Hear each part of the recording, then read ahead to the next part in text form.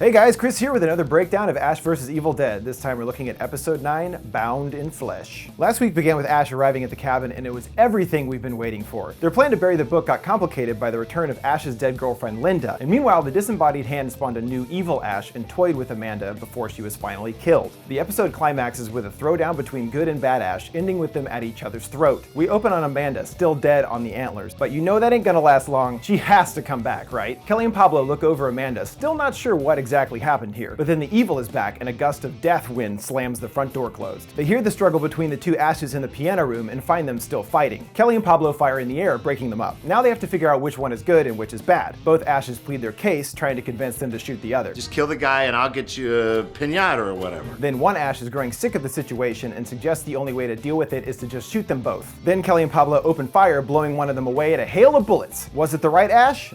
Yeah, of course it was. But how did they know which was which? Kelly and Pablo explained that one Ash mentioned being racist against Asians, which Ash is not. Well, why would I be?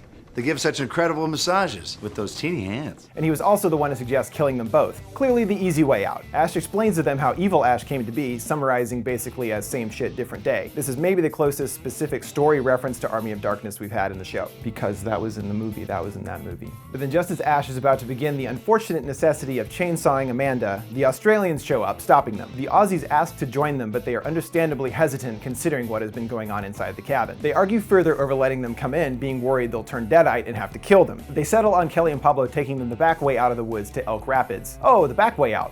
Through the evil woods. I'm sure that will end well for you glorified extras. As they make their way, Heather and Pablo get a chance to talk, and she asks him about having a girlfriend. He is confused, and she mentions that Kelly said he had a girlfriend. Oh man, Pablo, things are looking up with Kelly. Hooray, I guess. Inside the cabin, accompanied to the two of us, Ash dutifully chops up his evil doppelganger. The song usage is a little out of place and not exactly subtle compared to the two of us together from last week. As the sawing continues, puddles of blood gush across the floor, eventually reaching the Book of the Dead sitting on the ground. That can't be good. It starts to convulse and comes to life, and the book starts talking.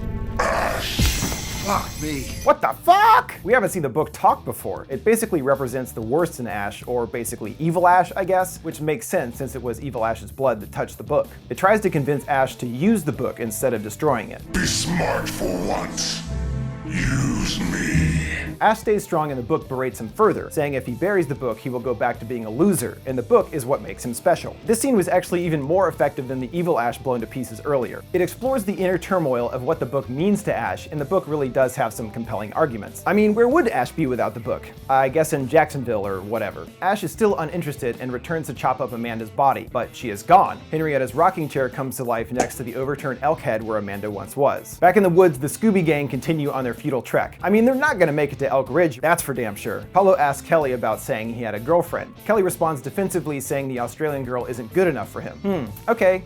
It's weird that this would even be a consideration in this deadite-plagued environment. I mean, Heather, she's pretty hot. In this situation, That's all you have to know. they hear an evil demon sound nearby, the trees rustling. Kelly and Pablo open fire and out drops a deadite raccoon. False alarm, gang, I'm sure there's nothing else to worry about. Move along. Then they hear some more obviously evil sounds. The one chick gets an arm through her from behind, revealing deadite Amanda. Hello, pussies. She effortlessly kills Brad too and jams her arm into them and utilizes their corpses as puppets to mock Kelly and Pablo, flapping their lifeless mouths. Holy shit! That's insane, guys. Nice one. And I have to give credit to Jill playing Deadite Amanda. She got a lot of slack for her acting, but she absolutely nails it in her Deadite incarnation. She's nasty, evil, and super fun to watch. So while I like Deadite Amanda, I really felt like this sequence was going to have the actual woods attack the kids. This is another major staple of the series we haven't seen yet, and this would have been a perfect time for it. Ah well. She throws the Aussies' bodies onto Kelly and Pablo and chases after Heather. Heather is still running, but Amanda gets the jump on her. Pablo shows up, but his rescue attempt is cut short, Amanda strangling him. Then out of nowhere, Ruby's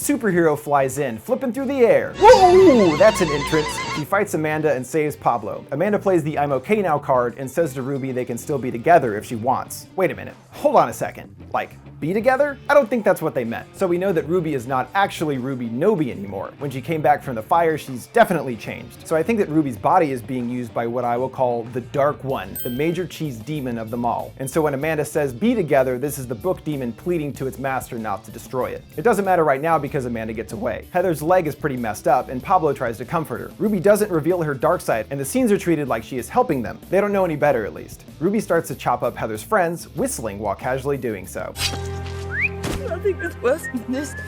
Kelly and Pablo ask Lucy who she is, and she says she's here to stop Ash from turning more people into monsters. She asks if they still have the book. Kelly and Pablo look at least a little cautious for her intentions. Good for you guys. Ruby explains further, saying that even if Ash thinks what he's doing is right, as long as he has the book, a trail of bodies will follow. I don't know, I mean, it does sound plausible. I just don't know what's really going on with her. But do Kelly and Pablo trust her is the question. Outside the cabin, Ash retrieves his boomstick, and already Ruby is there. I'm freaking out. What's gonna happen? Why the hell are you on this property?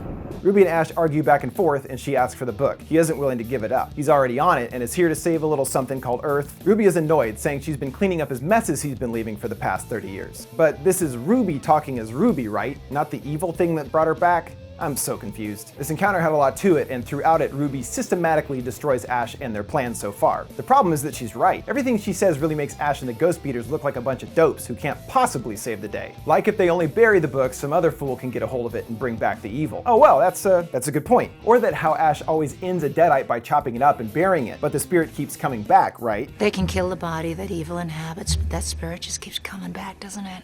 Oh shit, that's true. Well, only the dagger can actually kill the deadites, and the only thing that can kill the book. Ash pulls the gang aside looking for advice. Pablo mentions that she did save their lives, but Kelly counters that if something seems too good to be true, it probably is. Oh well, nowhere to go but up, they decide. Ash does hand over the book, and Ruby explains what he must do now. Literally cut the face off the book using the Kandarian dagger. What? Ash takes the dagger, slowly cutting the face. He peels it off and tosses it to the ground just as lightning strikes. That was what they were supposed to do, right? He presents the faceless book to Ruby, but pauses before handing it over. With the book defaced, time is of the essence. Yeah, I got that.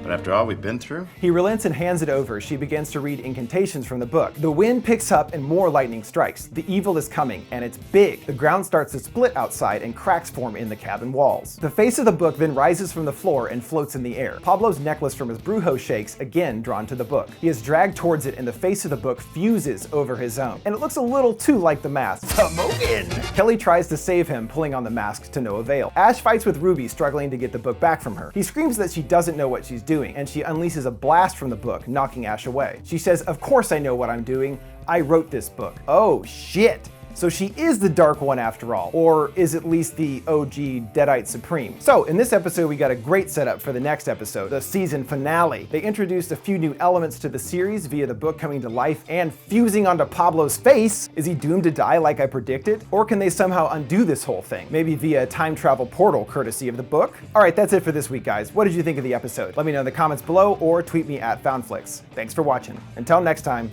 stay groovy.